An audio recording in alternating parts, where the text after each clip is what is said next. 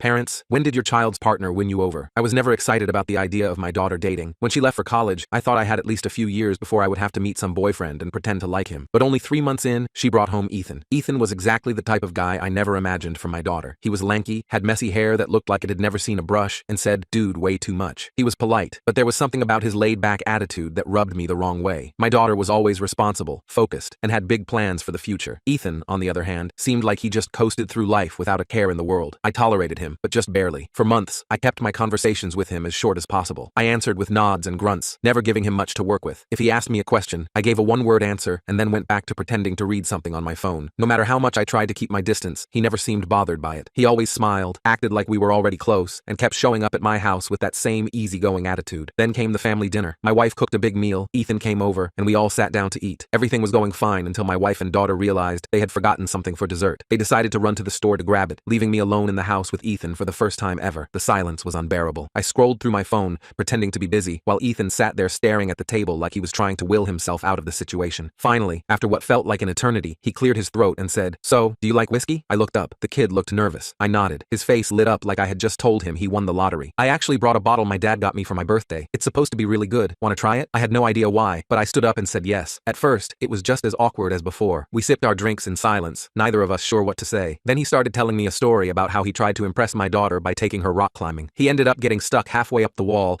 and had to be rescued by an instructor while she stood at the bottom laughing. I laughed too, a real laugh. I told him about the time I entered a chili eating contest to impress my wife when we were dating, only to throw up all over a state senator's shoes. One drink turned into two. Two turned into more than I could count. We started talking about everything: music, movies, embarrassing college stories. I found out Ethan was not as aimless as I thought. He had plans and was working towards starting his own business. He was not just carefree. He just chose not to stress over things he could not control. At some point, we got loud. We were laughing and shouting across the kitchen table. By the time my wife and daughter came back, we were completely drunk, singing along to an old rock song neither of us knew the words to. My wife looked completely unimpressed. My daughter stood in the doorway, staring at us like we had lost our minds. Ethan grinned at my wife and said, "Ma'am, I love your cooking." That was it. I lost it. That night changed everything. I stopped tolerating Ethan and actually started liking him. Now, he is like a second son to me. I still do not know exactly how it happened, but somehow, over a few drinks and a ridiculous conversation, he won me over. And honestly, I am glad he did.